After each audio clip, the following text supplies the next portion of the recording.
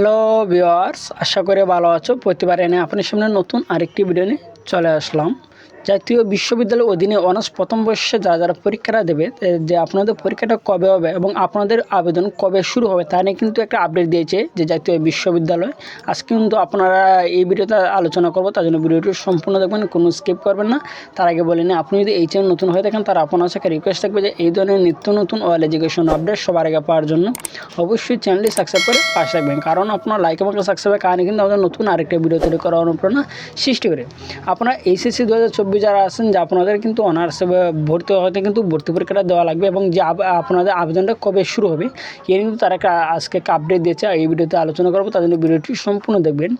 যে ইতিমধ্যে বিভিন্ন বিশ্ববিদ্যালয় ভর্তি পরীক্ষার সর্বশেষ সংবাদ জানিয়েছে, কিন্তু এখনও জাতীয় বিশ্ববিদ্যালয়ের আনুষ্ঠানিকভাবে জানায়নি তারা কবে আবেদন শুরু করবে, কতদিন পর্যন্ত তাদের আবেদন চলমান থাকবে এবং কীভাবে তারা ভর্তি পরীক্ষা নেবে এবং ভর্তির পরীক্ষার কবে আয়োজন করা হবে। এবং জাতীয় বিশ্ববিদ্যালয়ে ভর্তি সম্পর্কে দায়িত্বরত কর্মকর্তা জানিয়েছে যে মে মাসের প্রথম দিকে ভর্তি পরীক্ষা নেওয়ার তাদের পরিকল্পনা করেছে জাতীয় বিশ্ববিদ্যালয়। ঠিক আছে, জাতীয় বিশ্ববিদ্যালয়ের অধীনে যারা চাকরি করে, যে দায়িত্বরত যে কর্মকর্তা আছে তারা বলছে যে মে মাসের প্রথম দিকে কিন্তু আপনাদের ভর্তি পরীক্ষাটা তারা নেওয়ার কিন্তু পরিকল্পনা করছে।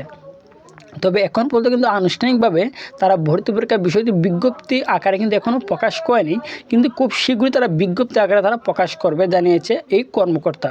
এক্ষেত্রে জাতীয় বিশ্ববিদ্যালয়ের অধীনে অনার্স প্রথম বর্ষ পরীক্ষার আবেদন নিয়ে সর্বশেষ তথ্য মতে জানুয়ারি মাসের মধ্যে কিন্তু আবেদনের যে কার্যক্রম শুরু করতে যাচ্ছে এবং তারা এই আবেদনের যে মূল পরবর্তী জানুয়ারি এবং ফেব্রুয়ারি মাসের মধ্যে অনুষ্ঠিত হবে, যেখানে শিক্ষার্থীরা অনলাইনের মাধ্যমে আবেদন করতে পারবে এবং প্রথম শিক্ষার্থীদের ভর্তি পরীক্ষা নেওয়া হবে। পরিবর্তিত যাচাই বাছাই করে যে সকল শিক্ষার্থী ভর্তি পরীক্ষার 5 নম্বর পেয়ে কিন্তু উত্তীর্ণ হবে তারাই কিন্তু আবেদনের করার সুযোগটা কিন্তু পাবে। যে সকল কলেজের শিক্ষার্থীরা, সরকারি এবং বেসরকারি কলেজের শিক্ষার্থীরা তাদের অনার্স প্রথম বর্ষ স্নাতক ভর্তির জন্য আবেদনটা করতে পারবে।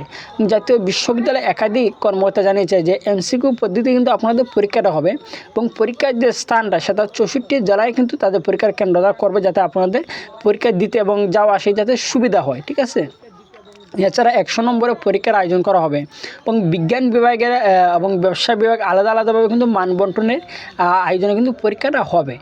বিজ্ঞান বিভাগের পদার্থবিজ্ঞান, উচ্চতর গণিত এবং জীববিজ্ঞান, রসায়ন পরীক্ষার আয়োজন করা হবে। ঠিক আছে, এবং মানবিক এবং ব্যবসা বিভাগের শিক্ষার্থীদের বিভিন্ন গ্রুপ সাবজেক্টের ওপরে পরীক্ষার আয়োজন করা হবে। এছাড়া বাংলা, ইংরেজি এবং সাধারণ জ্ঞানের ওপর পরীক্ষার আয়োজন করা হবে 50 নম্বরে। তারা এই কথা তারা বলেছে। ঠিক আছে, আশা করি বুঝতে পারছেন যে তারা সর্বশেষ যে আপডেটটা দিয়েছে যে আপনাদের যে পরীক্ষার যে কেন্দ্রটা হবে সেটা কিন্তু প্রত্যেক জেলাতে কিন্তু আপনি পরীক্ষার কেন্দ্র তারা দেবে।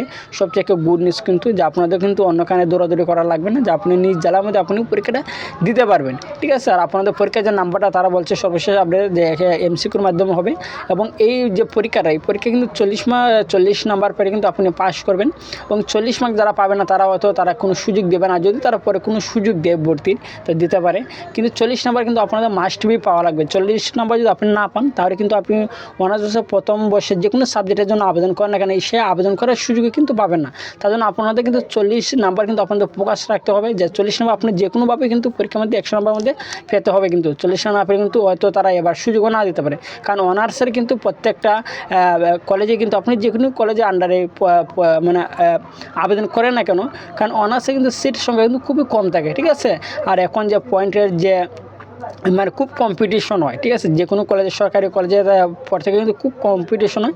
তার জন্য বলবো যে আপনারা যে এই যে তারা পরীক্ষাটা নেবে, এই পরীক্ষার মধ্যে মূলত যারা ভালো নাম্বারটা পাবে তাদেরকে মূলত যে ভালো একটা কলেজ এবং ভালো একটা সাবজেক্ট নিয়ে তারা পড়ার একটা সুযোগ পাবে।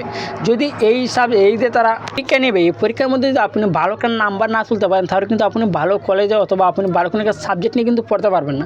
আর যদি কোনো ভালো সাবজেক্ট বা ভালো কলেজে না পড়েন তাহলে কিন্তু আপনার জীবন কিন্তু এখানেই শেষ। ঠিক আছে, তার জন্য বলবো যে এখন থেকে আপনার পড়াশোনা শুরু করেন। যে পড়াশোনার জন্য যে বিষয়টা সেটা হচ্ছে আপনি আগে যেগুলো পড়েছেন এগুলো মধ্যে দিবেন। ঠিক আছে, যে আপনাদের অন্য কোনো তেমন একটা বই পড়া লাগবে না, আপনার এইচএসসি পরীক্ষার জন্য যে অ্যাডমিশনের যে প্রিপারেশনটা নিচ্ছিলেন সেই প্রিপারেশন নিলে কিন্তু হবে। ঠিক আছে, আশা করি বুঝতে পারছেন। তারপর যদি বই থাকেন অবশ্যই কমেন্ট করে জানাবেন, আর যদি ভিডিওটি ভালো লাগে থাকে অবশ্যই একটি লাইক দিবেন। আর আপনি যদি এই চ্যানেল নতুন হয়ে থাকেন তাহলে আপনার সাথে রিকোয়েস্ট থাকবে যে এই ধরনের নিত্য নতুন অল এডুকেশন আপডেট সবার আগে পাওয়ার জন্য অবশ্যই চ্যানেলটি সাবস্ক্রাইব করে পাশে থাকুন। ধন্যবাদ, দেখা হবে অন্য কোনো ভিডিওতে।